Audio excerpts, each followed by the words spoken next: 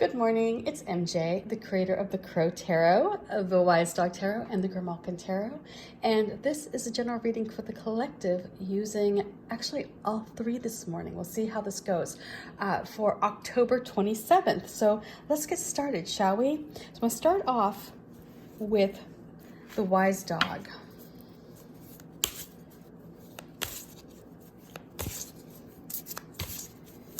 And this is going to be the energy of today. This is what's happening at the moment. I feel like dogs live in the moment, and it feels right to start with the dog deck. Oops.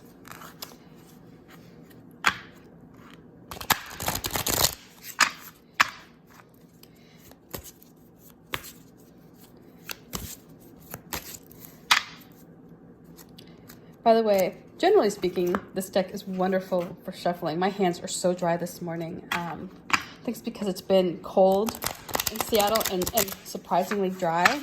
My hands get really, really dry. So let's see what these pups bring.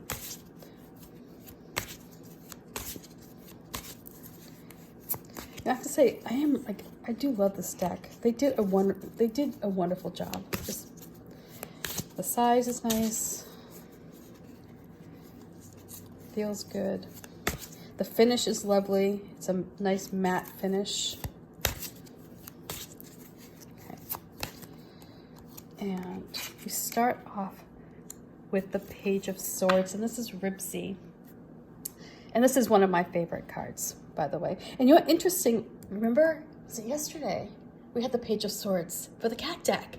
So we're still in this energy here of speaking up, standing up. Where, you know, this is not just a momentary fight.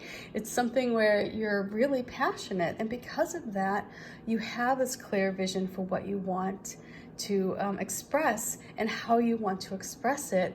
And when you do that, you're standing up for perhaps, you know, something that you firmly believe in, and you're in this position to walk down this path. And so for this card, for Ribsy's card, when I created these white trees, I just imagined them as being like soulless. You know, it's like you're creating this part between the forest that is dying. You know, and it's like you're standing up and you're making your exit, so to speak, and you're heading towards the sun, and you know the path, you can see it, it's clear as day, and you have the strength to do it. And I just imagine with these trees, it's like they've had their day, they've lived, and now they're no longer nourishing, you know, they're no longer feeling nourished. Perhaps to me, like, the way I envision these trees are like jaded people, you know, people who just can't imagine life that's outside of themselves, you know. They're very much in their old ways. They're not giving back, perhaps. And so this is you standing up and saying, no, I believe there's something more out there, or, you know, I can contribute. And so this is an energy of moving ahead. This is one of my favorite cards to create. I mean, like, you can actually see on this card, by the way, like I with a pen on the computer, I drew in all the path and all that. And it's like, you can actually see that on this card. Yeah, I love this one. Okay, so keeping with this as the present energy, the energy that we're working with, next we're working on the energy that is coming to us. And I imagine this like being that cat energy where, you know, how they like to tell you what's what. They want your attention, they want it now, kind of thing. So we're going to work with the cat deck in the position of external influences. So this is something that's coming to you. It's not in your control. It's coming at you,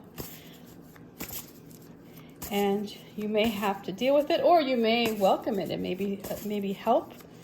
You never know what you get with the external influences. So let's see. Oops.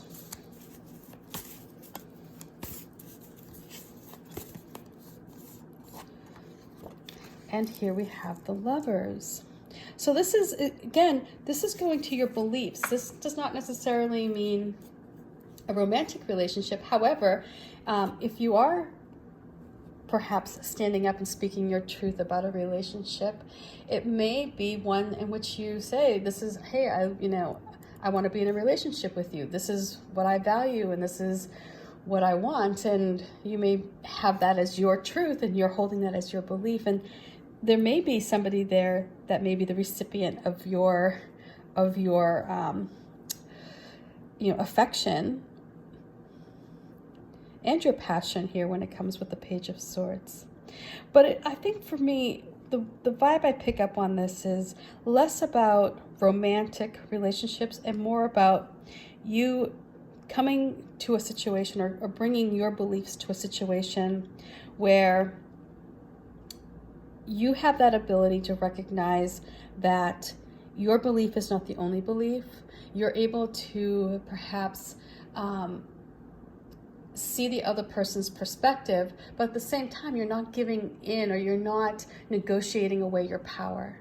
Does that make sense? Right? It's like you feel confident in where you stand. You feel confident in your belief system. You want to speak up and articulate what change you want to see in a situation, or where you want to go in a situation. If it's a job, if you want to stand up and be like, hey, you know what, I've been here for 5 years, I deserve a raise, and this is here are the myriad of reasons why, but yet at the same time you may understand why you haven't received one. If it's you work for a small company, sometimes there just is the cash flow, but at the same time you're going to stand up and hold firm. You're not going to negotiate away your power.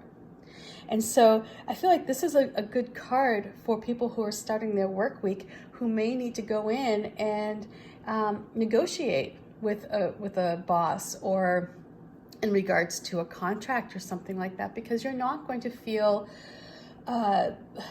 too inclined to bend over, backwards and give in, or to make something work if it doesn't fit your beliefs, right? So the Lovers in the center card, to me, says an opportunity is coming here in the short term where you will need to stand up and recognize that just like the sun, is just as important to the day as the moon, but when they come together, they create a beautiful whole. Each needs each other, and neither is going to sacrifice any of their power. So that's how I see with this. That's how I'm seeing this energy today.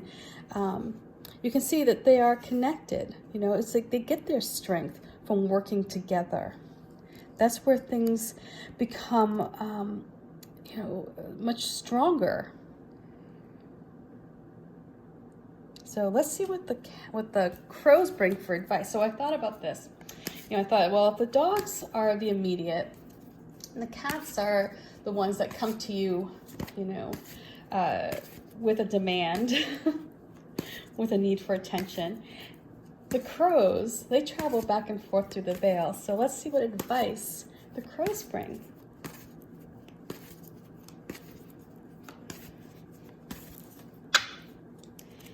And this deck is a bit bigger and a bit thicker and does hurt a little bit more, but it's okay. I just need to go find some good moisturizer. So the crows bring us the King of Wands. So this is a message to you to get your creativity moving, get that fire going in your belly. Work with other people. The King of Wands is very charismatic. He is somebody who can come into a room and he pulls people over to his side of thinking, not using, put downs or belittling. No, he engages people. He wants to hear their ideas. He wants to incorporate other people into the plan. And so this energy is going to, if you embody the king, it's going to help you. So that's what the crows are bringing back. The message here is to get passionate about whatever it is that you're speaking up about. Know that you add value to a situation, that it's not one-sided, and that when you join forces with somebody perhaps who has a different opinion, you may find there's strength there in that you create something that when you blend your two ideas, your two beliefs together, it becomes even stronger. Because you almost it's like when you do that, you're able to see a situation not just from one perspective, but from two, and that's what creates more opportunities. You're able to hash out any problems, or you're able to kind of foresee, any bumps in the road, because you're both contributing a different perspective, a fresh eye. And so, with this King of Wands, the message to you with that is to don't let go of that fire that you have in your belly, but at the same time, work with other people in a way that recognizes that they too have a fire in their belly. Stand firm, but don't be a brute, control the situation, be in command. Stand and walk with your head held high, knowing that your belief is valuable and that you contribute something of greatness when you speak up.